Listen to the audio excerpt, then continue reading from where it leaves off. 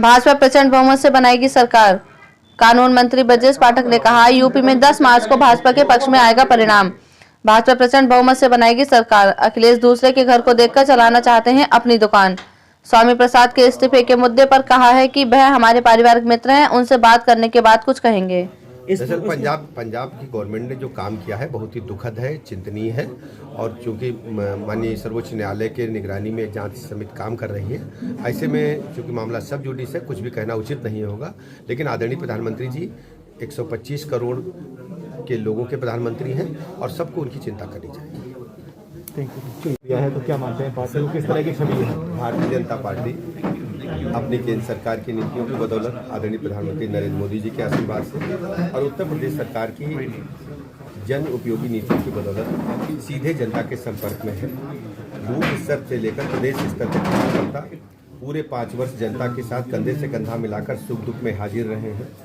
Corona महामारी के दौरान केवल भारतीय जनता पार्टी के कार्यकर्ता ही लोगों की सेवा में लगे थे। मैं दावे के साथ कहता हूं 10 मार्च को जब परिणाम आएगा तब भारतीय जनता पार्टी के पक्ष में आएगा। हम प्रचंड बहुमत के साथ सरकार बनाएंगे। स्वामी प्रसाद मौर्य का जाना कितनी बड़ी क्षति मानते हैं? दरअसल वो हमारे बहुत ही पारिवारिक मित्र रहे हैं और जरूर उनसे हम बात करेंगे और इसके बाद ही कुछ कहना। कहा जा रहा है कि कई भारतीय जनता पार्टी में एक के बाद एक 11 विधायक जो हैं क्विट कर चुके हैं, दूसरी पार्टियों में गठबंधन कर चुके हैं, तो क्या वजह है? दरअसल भारतीय जनता पार्टी कार्यकर्ता बेस्ड पार्टी है और हमने एक प्रशिक्षित काडर तैयार किया है और पूरे 5 वर्ष जनता के बीच में रहकर हम लोगों ने काम किया है। ये लोकतंत्र का महापर्व है और आप देखेंगे जब परिणाम आएगा तो भारतीय जनता पार्टी के पक्ष में आएगा। हम प्रचंड बहुमत के साथ सरकार बनाएंगे। सर, एक सबसे बड़ा मुद्दा ये है कि जो कांग्रेस है वो लगातार जो यहाँ पर हमलावर रहती है। कांग्रेस लगातार षड्यंत्र करती है, कभी योगी को बम ब्लास्ट में फंसाने के लिए दबाव बनाती है जो उसके गवाह होते हैं, तो कभी कांग्रेस पार्टी का इतिहास ही षड्यंत्रकारी रहा है। इसीलिए जनता ने उन्हें नकार करके हाशिए पर ढकेल दिया है। और जो लोग भी इस समय चुनाव मैदान में हैं, आप देखते होंगे धीरे धीरे वो चुकते जा रहे हैं। कई चुनाव में उत्तर प्रदेश की जनता ने उन्हें नकार दिया है।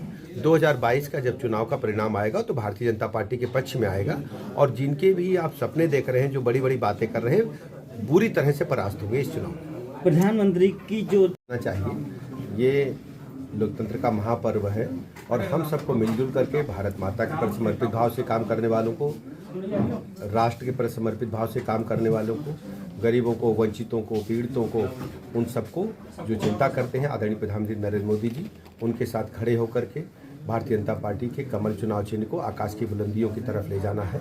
और हम सबका प्रण है, उत्तर प्रदेश की जनता का आशीर्वाद है। इस प्रकार की जो आप चर्चाएं सुन रहे हैं, 2014 में भी लोग कहते थे, 2017 में भी इस प्रकार की अफवाहें उड़ाई गई थी और 2019 में तो समाजवादी पार्टी और बहुजन समाज पार्टी के गठबंधन के बाद लोग कहने लगे थे कि अब बहुत भारी नुकसान होगा। लेकिन भारतीय जनता पार्टी उत्तर प्रदेश के जनता के आशीर्वाद से सर्वाधिक सीटें लेकर पार्लियामेंट में हमने देश की सरकार दोबारा बनाई।